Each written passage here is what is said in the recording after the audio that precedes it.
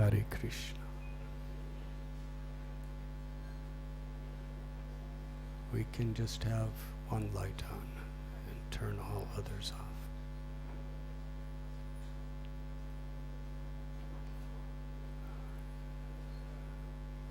I'm very grateful to everyone for being here today.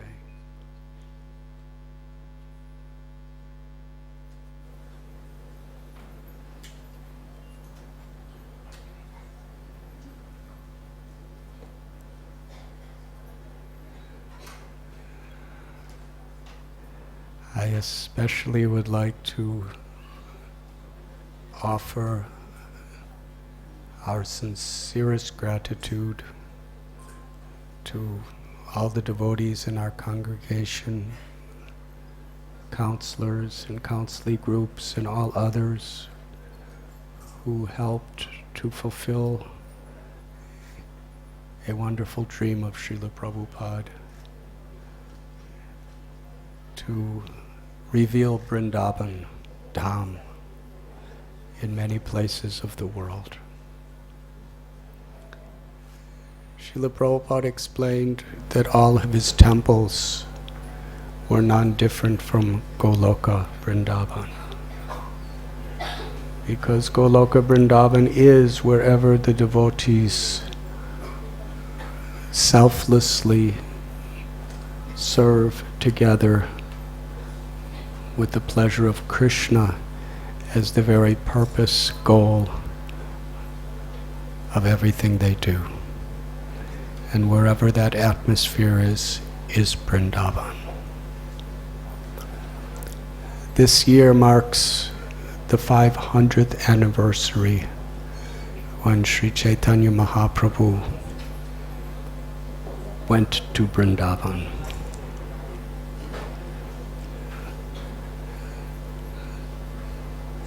When Lord Chaitanya first took initiation, in the middle of the night he left everyone and began running to Vrindavan. But it was at that time the demigods spoke to him from the sky and reminded him that your mission is to spread Harinam Sankirtan throughout the world. And this you will do in Navadvip. So go there, begin the Sankirtan movement, and later go to Vrindavan. After he took sannyas, he was given the danda by Keshav Bharati Maharaj. He was given his name, and he started running to Vrindavan. And Keshav Bharati Maharaj went with him, and everyone of Katva started following him. But he told everyone else to go back. He wanted to go alone. And by Nityananda Prabhu's great compassion for the Vaishnavas, he had a little cowherd boy give alternative directions to Vrindavan, which led him to Shantipur. It was there Mother Sachi told him that if you go to Vrindavan, I will never see you. But the same Krishna that lives in Vrindavan is living in Puri as Jagannath. So he went to Puri. Soon after, he took his South Indian tour, and after that, he said, I want to go to Vrindavan. But year after year, the devotees, somehow or other, they could not bear the separation. They tricked him from not going. And when finally he was going to go, everyone went with him. And at Kanai Natashala, Sanatan Goswami said, better you go with just alone or with a few people. So he went back. And Kaviraj Goswami tells when he was living in Puri, just the remembrance of Vrindavan, his ecstasies of love of Krishna, multiplied by hundreds of times. And when he was walking through Jarikanda forest and through so many villages and pathways, on way to Vrindavan, it increased even more hundreds of times. And when he came to Mathura, and he saw the Yamuna. It grew even hundreds of times. And when he was wandering through the 12 forests of Vrindavan, it multiplied by thousands, limitlessly. Sri Chaitanya Mahaprabhu traveled to Vrindavan one time. He remained about 2 months. And on the Kartik Poornima is the day he arrived. And this year marks the 500th anniversary of Lord Chaitanya coming to Vrindavan. And while he was there, he re-established Radha Kund, Shama Kund, and many holy places. On his way back from Vrindavan, he met Sanatana Goswami, Rupa Goswami, and instructed them to go to Vrindavan. These instructions were 500 years ago too. Reveal the holy places of Vrindavan so that people from all over the world could come on pilgrimage and experience the atmosphere. And this year also marks the 50th year that Srila Prabhupada left Vrindavan. The very heart of Vrindavan, Seva Kunj at Radha Damodar. But he didn't actually leave Vrindavan. He took all of the love, the devotion, all of Vrindavan in his heart. And he traveled from Calcutta to New York, to San Francisco, to Montreal. Then he came back to Vrindavan. And then he traveled around the world about 12 times, establishing deities of Radha and Krishna, establishing his books, which all are giving us entrance into the ecstatic love of Sri Vrindavan Dham. And also in New Vrindavan, in 1969, he said he wanted a replica of Vrindavan, which would be non-different than Vrindavan. Madan Mohan, Radha Govinda, Radha Gopinath, Radha Damodar, Radha Shamsundar, Radha Raman, Radha Gokulananda, Radha Giridhari, Yamuna, Keshigat, Govardhan. He actually wrote all these, whatever I'm saying, and more. And that wasn't limited to just one place. The idea was to recreate holy places where people could actually feel the experience of Shri Shri Radha Gopinath's eternal pastimes in Vrindavan.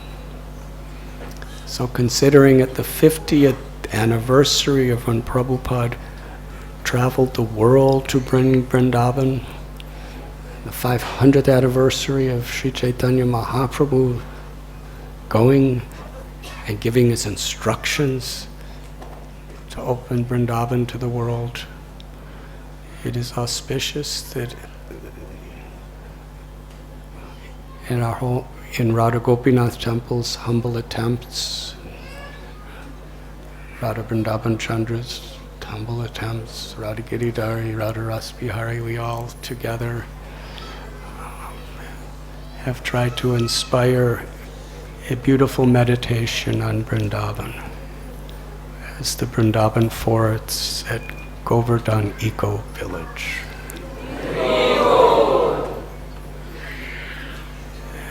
And it's developing very nicely because of the sincere and cooperative devotional service of all of you. So So I wish to thank you. And please continue to help also. But we're having an inauguration there, and you'll be able to actually experience it and give your prayers and your suggestions. That is this coming Sunday in this holy month of Kartik. It's kind of like a dress rehearsal for our yatra in Vrindavan.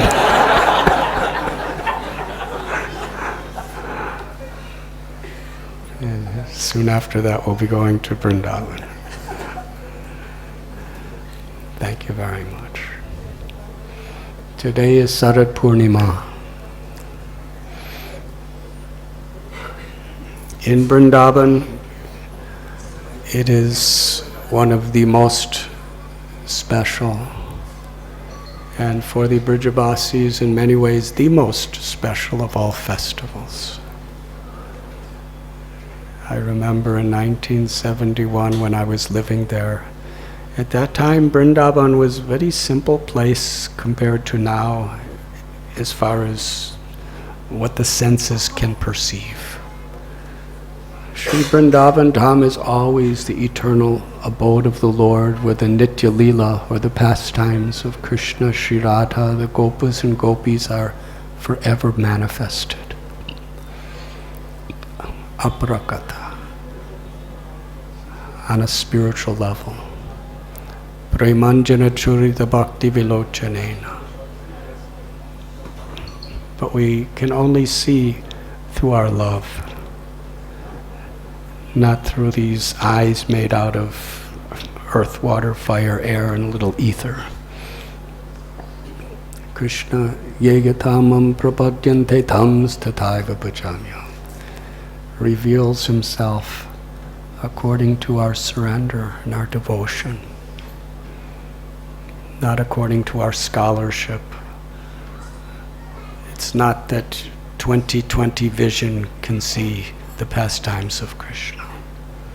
Bilva Mangala Thakur, Surdas, they were blind physically, but they were constantly seeing the pastimes of Krishna in the holy places of Vrindavan.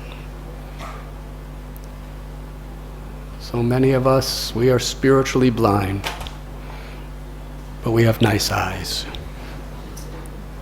And they were spiritually seeing, but they didn't have such nice eyes.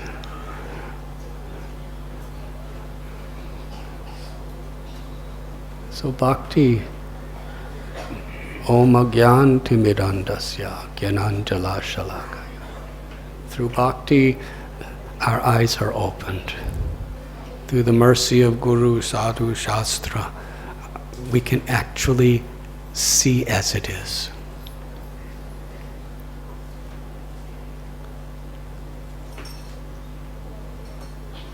Sri Chaitanya Mahaprabhu, Shukadev Goswami, Rupa Goswami, Sanatan Goswami, Raghunath Das Goswami. These are some of the greatest renunciates in the history of this world. Shukadev Goswami, when he went to Shukatala on the banks of the Ganga under that banyan tree, all the greatest sages and rishis, Narada, Vyasadev, Vishwamitra, Vasishta, Gautam Rishi, they all unanimously agreed he is the purest among us and he's the most qualified to speak. He did not even differentiate between one sex or another, or between one race or another. He was only seeing the Atma, the spirit soul, everywhere. He's considered the crest jewel of all renunciates. But he had glorified this Rasa Lila as the deepest, highest level of ecstatic realization and love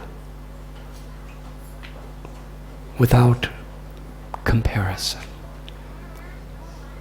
And Sri Chaitanya Mahaprabhu, who left such a loving family and friends just to give bhakti to the world through Harinam Kirtan. He was the emblem of the highest renunciation. And he exclaimed that of all forms of purity and love, nothing is equal to that of the gopis of Vrindavan. And Rupa Goswami, Sanatan Goswami, they were billionaires with great power, beauty, and strength, and they left everything at the peak of their youth to live as Goswamis under trees, begging for some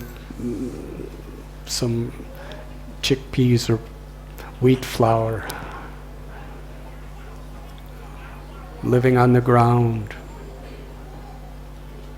And through their writings and through their teachings, they glorified this Rasa Leela, the love of the gopis and Krishna, to be the purest and highest level of spiritual ecstasy. So this is important to understand. Srila Prabhupada explained that when Krishna was 7 years old, during the month of Kartik, he convinced Nanda Maharaj to offer all of the wonderful, elaborate offerings that were meant for Indra to Govardhan Hill. And ultimately, Nanda Maharaj and the Brijabasis, they only wanted Krishna to be happy. And they performed Govardhan Puja. And everyone was so happy, except Indra. Krishna does not like pride in his devotees, because Indra's a devotee. Just like Krishna lifted Govardhan Hill for 7 days and 7 nights to protect the Brijabasis, he angered Indra to protect Indra, to smash his false pride. Because sometimes devotees become proud of their devotional service and they think I'm better than another person. And that means they miss the point of what devotional service actually means. And it's a trap that everyone could fall on. So Krishna, at 7 years old, he lifted Govardhan Hill. Today, it's only a fraction of the size it was during Krishna's time, and it's 21 kilometers around. And Krishna, when he wants to humble you, he could do it so thoroughly. And he will. It's just a matter of time. For Indra, everyone's watching. All the demigods, all Indra's boyfriends and girlfriends, and all of his maidservants and servants, everyone's watching. And Krishna's holding it with the tip of the little finger of his left hand. And Indra, with all of his force, he's throwing his thunderbolts. He's having these massive clouds have hurricanes and cyclones and tornadoes and blowing winds and pouring rains.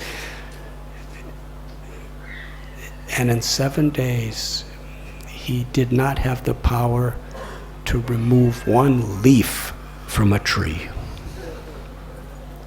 He did not have the power to uproot a single blade of grass. And Krishna wasn't. Srila Prabhupada was once in New York City, and there's one square where there's the statue of Atlas.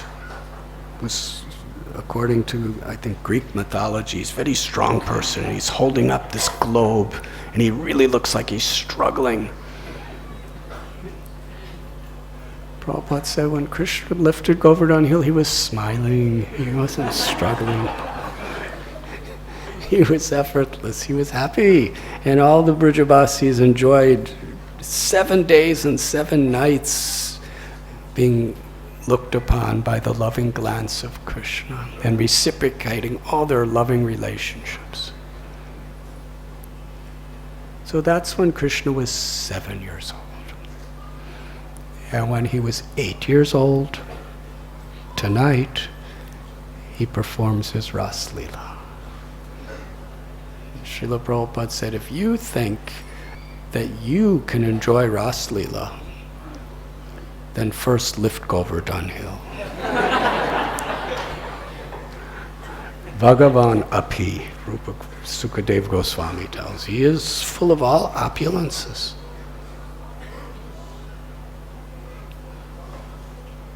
The gopis, young gopis, they loved Krishna with pure love.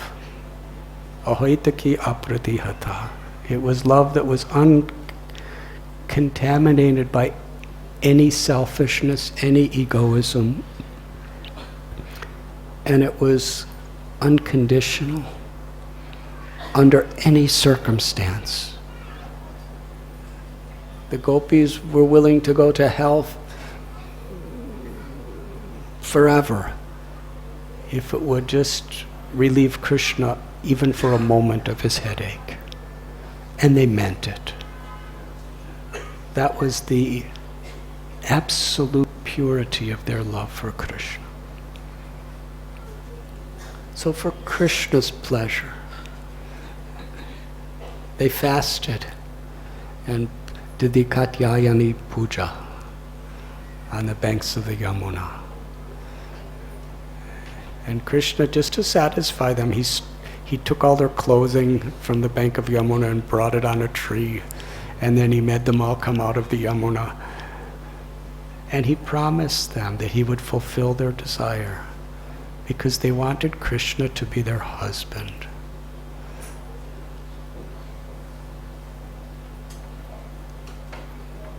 So on this night, which is considered the most beautiful night of the whole year, in the enchanting forest of Vrindavan, Krishna wanted to fulfill the gopis' desire and fulfill his own desire.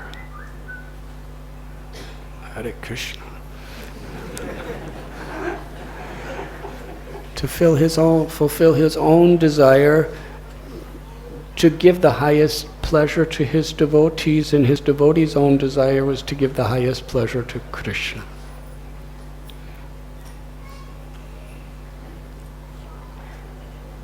So by his own sweet will, the Yogamaya potency created such a enticing atmosphere. The full moon rose from the eastern horizon. The most beautiful moon of the year, the Acharyas tell. Because Krishna appeared within the dynasty of Chandra. So Chandra manifested a beauty like never ever before. As the moon rose, it filled the entire sky with reddish colors. And induced by the beauty of the rising moon, all the flowers of Vrindavan began to blossom. The Malika flowers, the Malati flowers, the Kumuda flowers, all. And the fragrance was intoxicating. And very nice breezes. Lotus flowers in the moonlight were blossoming everywhere in the lakes of Vrindavan and in the current of Yamuna.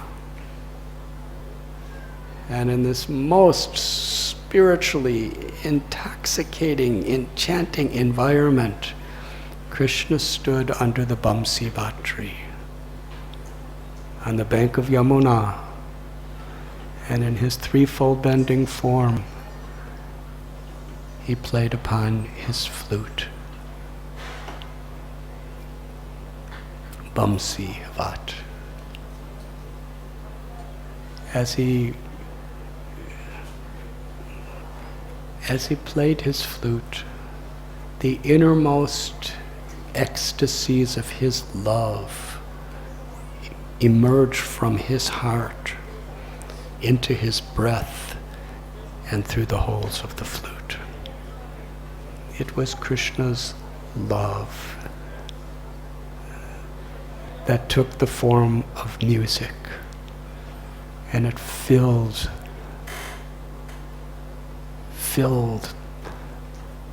the area of Vrindavan. And Krishna's love is such. We read about how when he would, in the evenings, at Terkadamba, he would call his cows. And he had many cows. It's not that he just called every name one after another, because that would take a really long time. But Krishna has Achintya Shakti. He could call all the names of the cows simultaneously. And each cow is only hearing her name. It's not just like hearing so many names and mine's there too. Krishna can just Surabhi and everyone's hearing their own name. That is the power of Krishna's capacity to love and to receive love. Krishna's Ras Bihari. This is his supreme opulence. This is the great secret that the Srimad Bhagavatam reveals to the world. Krishna is all-powerful. But even Lord Shiva and Lakshmi and Brahma and even Mahavishnu, Karunadakshayi Vishnu, they are all longing to experience what the gopis experience. The sweetness of Krishna's love. So when Krishna played his flute, it entered the ears. Sri Chaitanya Mahaprabhu explains, like a bird enters the ears and then made a nest in their hearts and completely captivated their hearts. Hari stole their hearts. And the gopis, out of love. And what is love? When they heard Krishna's flute, they heard Krishna calling to give him pleasure, to give him happiness. The gopis didn't want to enjoy, they wanted to be enjoyed by Krishna. And whatever situation they may have been, some were married, some were not married,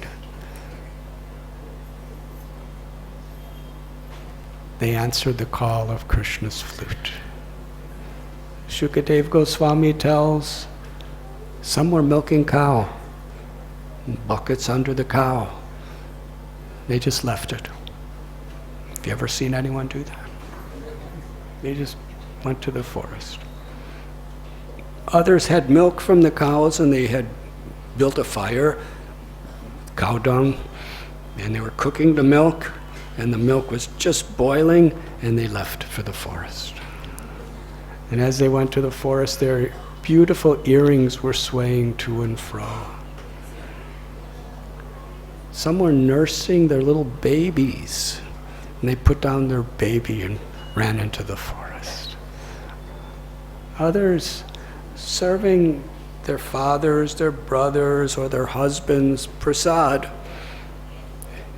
And some were eating prasad themselves when they heard Krishna's flute. Very gently, very gracefully, they just left for the forest. Some wanted to make themselves very nice for Krishna, and they began to put on their cosmetics. But the flute attracted them so much that they were putting one thing in another place and another thing in another place, and they made up one of their eyes and forgot the other. Or they put the bottom part of their clothes on the top part of their bodies and the top part on the bottom and went into the forest. They went deep into the forest in the moonlight. And there at Bamsivat they approached Krishna. And as they looked upon the beautiful form of Govinda, they took that form into the core of their hearts and embraced him for his pleasure. And Krishna, he spoke so nicely. He said, you have all come here and you have left everything of the world behind just to come to please me. And I'm very satisfied. But you have fulfilled your purpose. So now you could go home.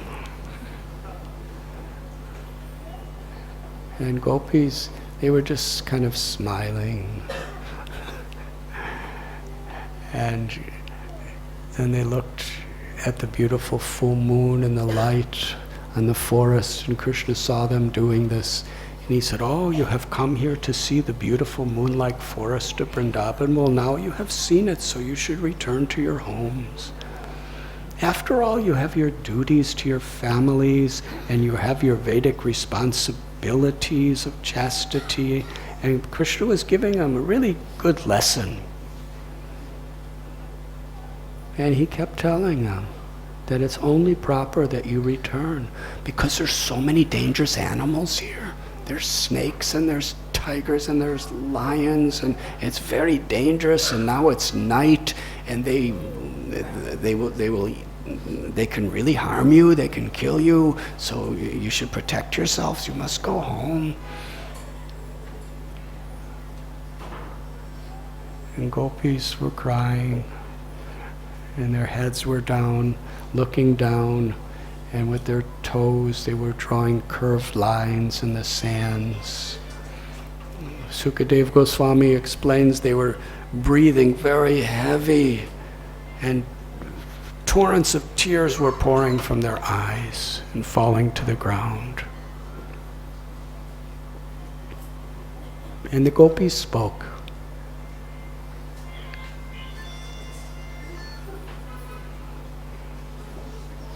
That Krishna, Srila Prabhupada tells how the gopis did not want to speak harshly to Krishna because they loved him. But at the same time, they were very, very, they were very disturbed by his words. They said, why are you speaking so cruel? Don't you know that we've given up everything only for you? Those things that are most precious, most dear to everyone. We have left it all without a second thought, only to please you, only to serve you.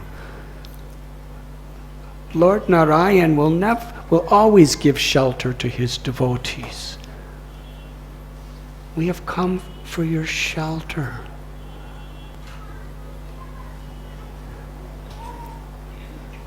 Lakshmi Devi, she's the supreme goddess of fortune. And she's worshipped by all the demigods. And she's residing on the chest of Lord Narayan.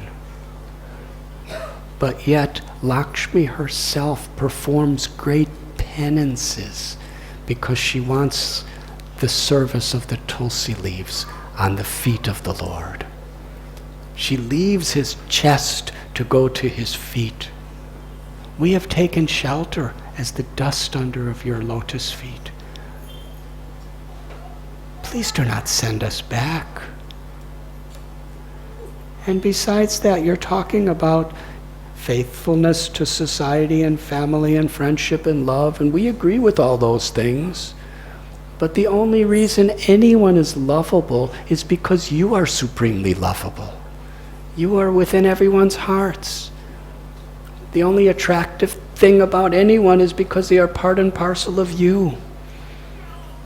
if you leave the heart of anyone, there's nothing left but a dead corpse. So ultimately, you are the only husband for everyone. Everyone is female, you are the only male. And you are the only supreme lovable object. So when we love you, we are expressing our deepest, highest, fullest love for everyone. The gopis spoke with such devotion. Krishna satisfied them. He began walking along the banks of the Yamuna with all gopis, and each gopi was feeling herself so fortunate. Krishna was joking with them, he was singing with them, he was speaking with them. He was making so many gestures of pure love with them. It is described that there were some gopis who were forcibly locked in their rooms so that they couldn't go out to be with Krishna. And those particular gopis, they meditated upon Krishna in the very, very core of their hearts and surrendered to him completely, chanting his names, offering their prayers. And Krishna manifested to them. And Srila Prabhupada and our acharyas describe some of those. There were different types of gopis. Many were direct expansions of Srimati Radharani who descended from the spiritual world. Others were great sages who met Lord Ramchandra and they wanted to enjoy conjugal affairs of serving him in Madhurya Ras. And Ram said, I only take one wife in this birth, but in my next birth you can be gopis when I come as Krishna. And the personified Vedas, they also prayed to serve Krishna with the love of the gopis. Of all Vedic literatures, the personified Vedas, that's what they were performing penance and prayers and longing for, because they understood that there is no higher love, there is no higher liberation. And some of the gopis, they were coming from human life, but they purified themselves to have the association of other self-realized Nityasiddha gopis. And those gopis that were kept back, they still had some tinges of karmic connections to this world. But the fire of separation from Krishna in their locked rooms, meditating on Krishna and chanting Krishna's names, they were completely purified. And all of their material conceptions were burnt away by the fire of their love and separation. And they attained Krishna's eternal association.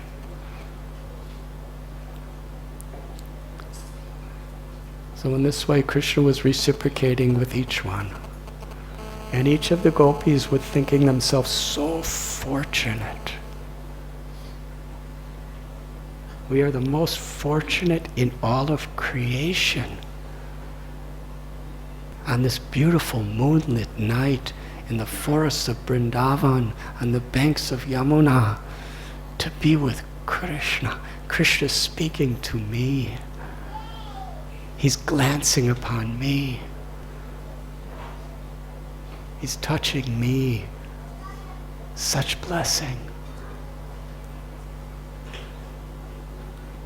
Now Krishna performs one activity and fulfills many purposes and gives many lessons. And Shukadev Goswami describes one of these lessons. Krishna saw that there was a pride in the gopis. It was a pure spiritual pride.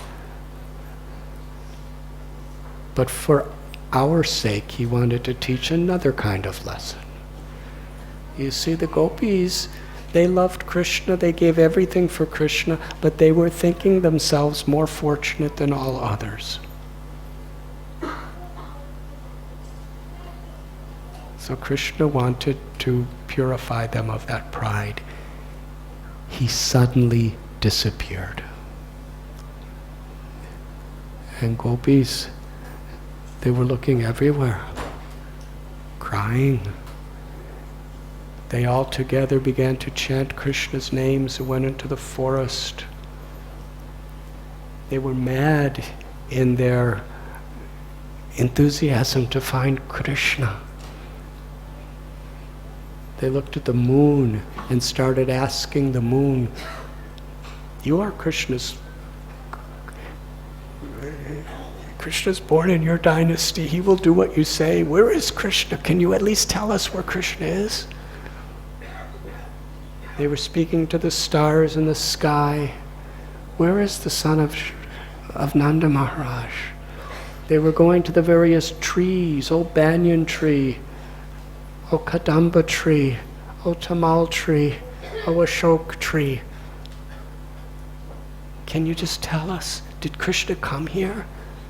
Give us the direction where he went. They were speaking to the Malati and Malika and the lotus flowers and the leaves and the plants and the shrubs. They saw deer, and the deers looked so peaceful. They said, "You must be so peaceful because you have seen the son of Nanda Maharaj. And because you saw the son of Nanda Maharaj, you must have become really purified, and therefore you must be sympathetic to us. So please tell us, where did Krishna go?" In this way they were roaming through the forest. And when nobody could give them any direction to find Krishna, in a completely ecstatic state, in viraha bhav, separation of love, they were enacting Krishna's pastimes. One took the role of Putana, and the other took the role of Krishna. One became Trinavarta and took another gopi on her shoulder. Another became Sakatasura and Krishna kicked her. Another gopi kicked her as Krishna. One became Bakasura. One gopi opened her mouth and didn't hurt her though. Another gopi was Yashoda binding Krishna with ropes. One gopi lifted Govardhan hill, enacted that pastime. Other gopis went under the hill. This way, one gopi put her foot on another gopi's head and said, "Kaliya, get away from here now, don't come back."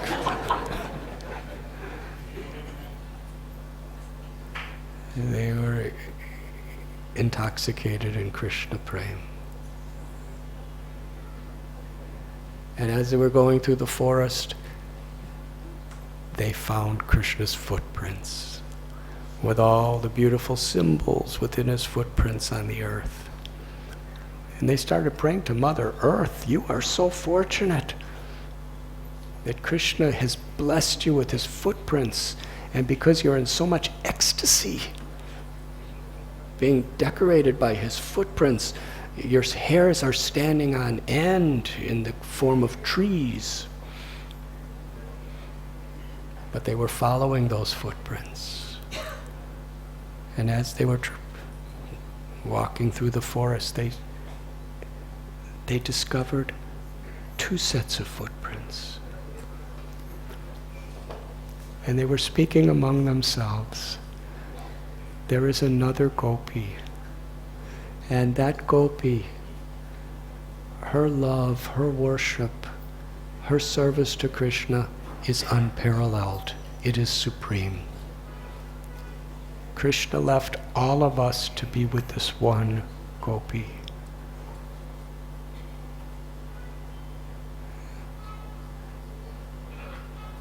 And then they were examining these footprints so carefully and speaking among themselves. Who is this gopi? This gopi is Srimati Radharani.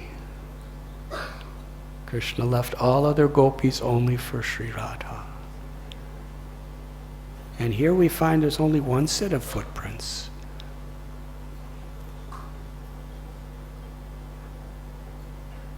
That means Krishna must have been carrying this gopi because she's tired. And here we find only a half set of footprints of Krishna. He was reaching up to get flowers from trees just to decorate this gopi. And here we see they've sat together in the dust of Vrindavan. Krishna is decorating her hair with the flowers that he picked for her.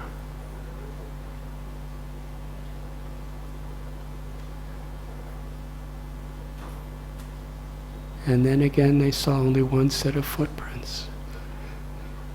They thought, this gopi,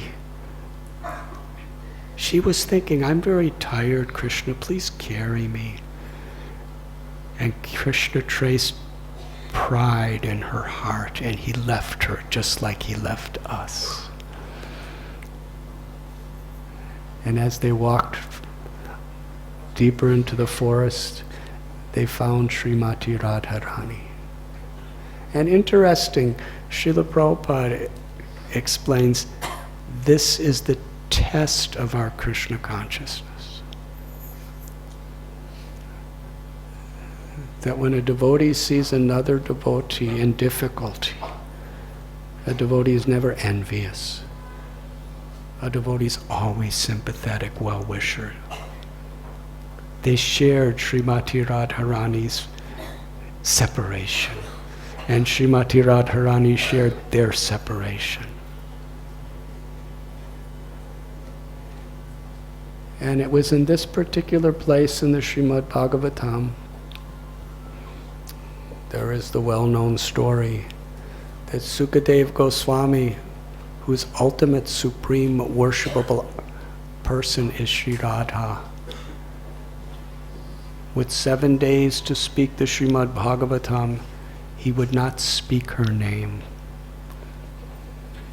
because he knew if he did, he would go into such a trance, he may not be able to continue to speak to Maharaj Parikshit. But it was in this place where all the gopis are exclaiming Sri Radha to be the topmost and her love to be supreme.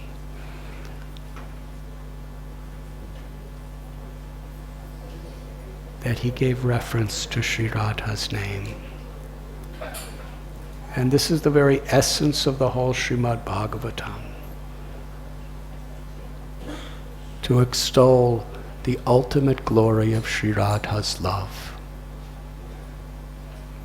And Srila Prabhupada explains, even today in Vrindavan and for all times, the Brijabasis love to say Jai Radhe.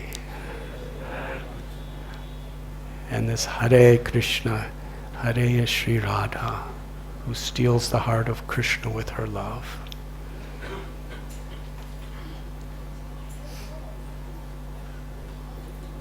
And Sri Chaitanya Mahaprabhu,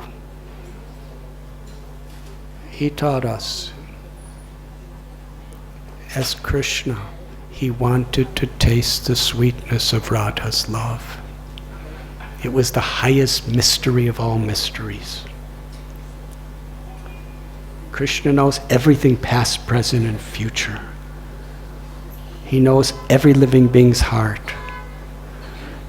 But the one thing that he longed to experience was the love of Sri Radha. What is her happiness when she tastes my love? What is the happiness she feels in her love for me? What is it about me that gives her such an ecstasy even I don't understand? And the seed of that appearance of Sri Chaitanya Mahaprabhu is revealed to us by Shukadeva Goswami in this beautiful pastime of the Ras Leela. Sri Radharani and gopis were searching for Krishna. And they came to a place that was so dark in the forest, even the moonlight couldn't reach it. And then they felt quite hopeless in separation. And they all held hands and made it back to the bank of the Yamuna and performed Nam Sankirtan.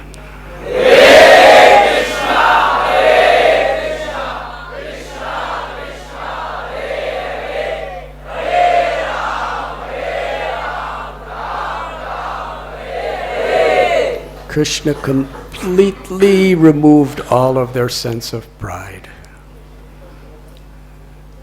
Trinadapi sunichena, taro iva sihishnana, amani namana dena kirtaniya sadahari. When Sri Chaitanya Mahaprabhu gave us this verse, he was speaking about this type of kirtan. The gopis in their separation were crying for Krishna. Together, with one heart, with one voice, they were praising Krishna. And it was there that they spoke the Gopi Gita, beautiful prayers in love and separation. Krishna appeared. And when he appeared, he gazed upon them and they gazed upon him, and they just took that beautiful form with his lotus-like eyes and his beautiful curling hair circling his moon-like face, his lips reflecting the beams of the moon like the bimba fruit. He had a beautiful garland of forest flowers that extended below his knees, peacock feather in his hair. Every limb of his body was the essence of sweetness. Bhagavan api. Krishna possesses all opulences in full. He's Atmarama. He's completely full and self-satisfied in himself. But still, he's thirsty to reciprocate the love of his devotees. Especially the gopis, whose love is totally pure.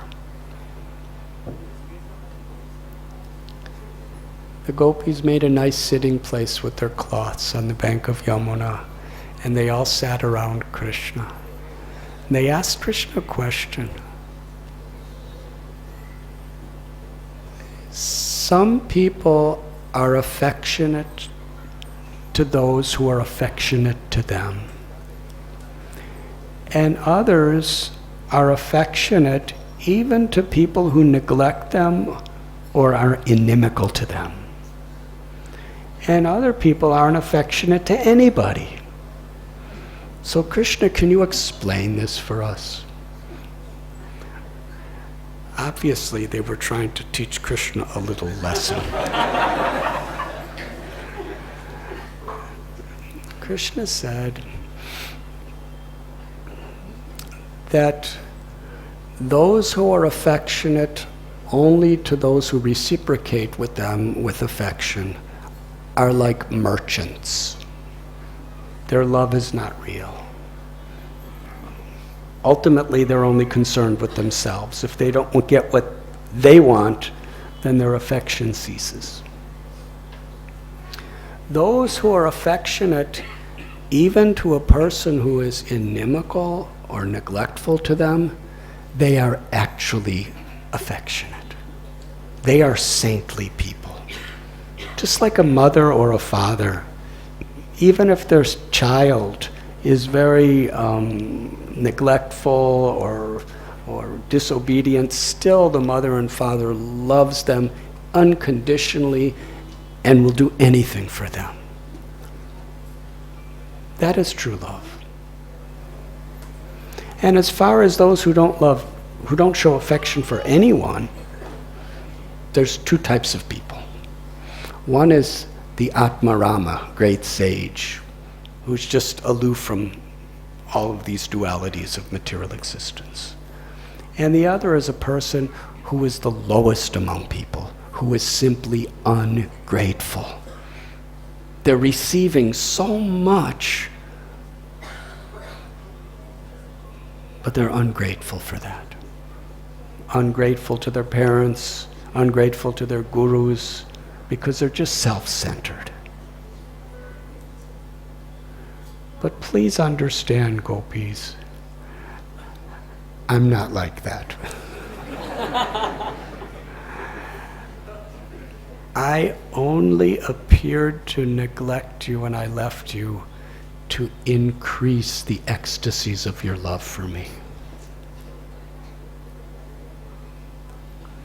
Just like a person who's poor, who gets a great wealth of money, if that person then loses all their money, 24 hours a day, all they could do is think of that money. Similarly, when I show my mercy, I attract the hearts of my devotees. And then when I appear to neglect a devotee by leaving them in separation, I do so only to increase their love, only to increase their attachment and their ecstasies of prema. When I left you, I was with you, I was seeing you.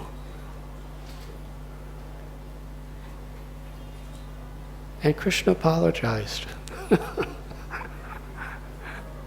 He said, you gave up your homes, you gave up your safety, you gave up your reputations, you gave up everything in your lives only for me. And even in an entire lifetime of Brahma, I cannot repay you. I have no power to repay you. So please, just be satisfied with the love that you have, with your own supremely glorious, pure character.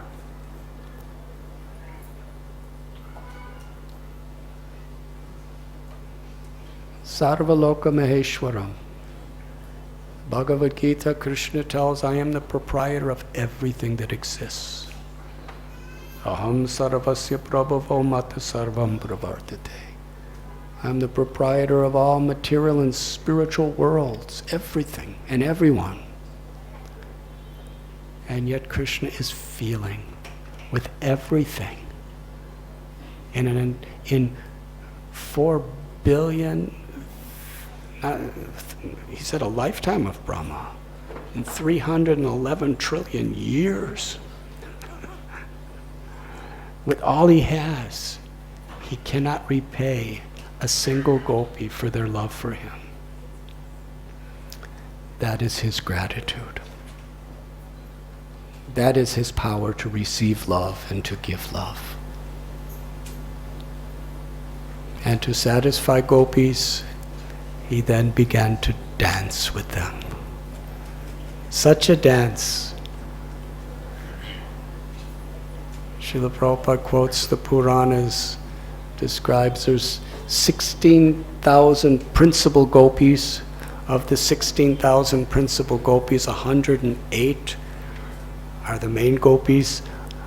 Of the 108, there are 8 most dear gopis. Of the 8, there are 2, Chandravali and Shri Radha, and of the 2, Srimati Radharani is the supreme beloved of Krishna. And in our Gaudiya Sampradaya, all of those who are in that line of gopis are all the servants of Sri Radha. Krishnadas Kaviraj Goswami explains, just like there is a creeper that's around a tree, and there are beautiful little flowers in that creeper. Sri Radha is the creeper that's being embraced by Krishna, that's embracing Krishna, and all the ecstasies and love that Sri Radha is feeling is being experienced by each flower connected to her. the highest aspiration is to be the servant of Sri Radha in her loving service to Sri Krishna. All of the gopis danced with Krishna, and each gopi, she felt that Krishna is only with her. And Krishna, because he felt so indebted and so much eager to reciprocate with the gopis' desire to serve him and love him, tonight, this Sharad Poornima, he extended it to an entire night of Brahma. That's approximately 4,320,000,000 years. That's how long the gopis and Krishna danced together in the forest. But he encapsulated that night of Brahma into one night. So they actually experienced. And when they became tired, they all went into the Yamuna River and performed their beautiful pastimes together. And in this way,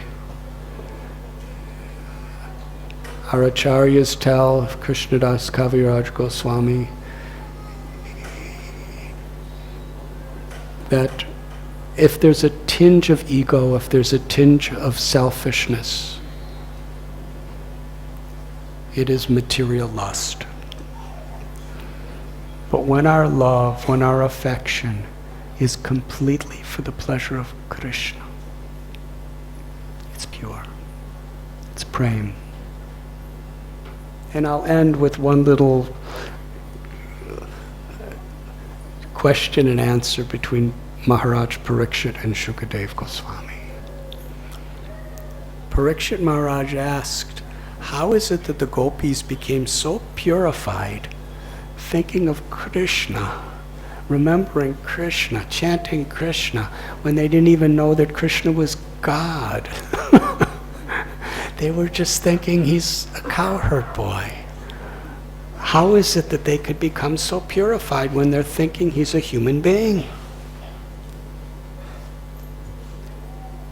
Is it that if we become so enamored and infatuated and in love for someone, someone who's part and parcel of Krishna, who's also Brahman, we don't get so purified by that? How is it? They were not worshiping him as God. And Shukadev Goswami said, he is God. He is Bhagavan. He possesses all opulences. And he referred to Shishupal. Shishupal was so absorbed in thinking of Krishna with envy that he attained liberation. Because Krishna's all pure. The gopis were absorbed in selfless, unconditional love.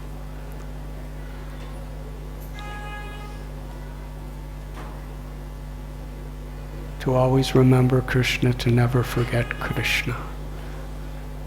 That is the essence of all knowledge, of all instructions, of all rules and regulations.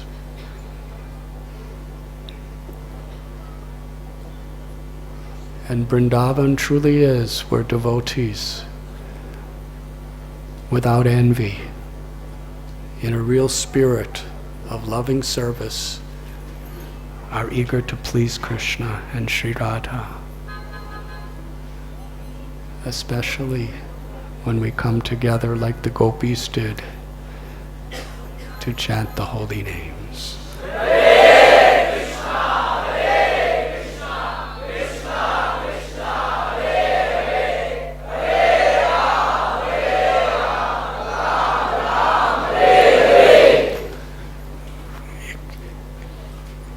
The culmination of their love and separation, Srimati Radharani and the Braj Gopis performed kirtan together. And Krishna appeared. and Radha Krishna Bhava, that Sri Chaitanya Mahaprabhu comes in the mood of Sri Radha to teach us how to actually connect with Krishna. In the mood of the gopis, in the line of Sri Chaitanya Mahaprabhu, this Sankirtan, if we understand it properly, it's not just something musical. It's actually the means by which the gopis of Vrindavan captured Krishna's hearts. So how fortunate we are. Don't be proud.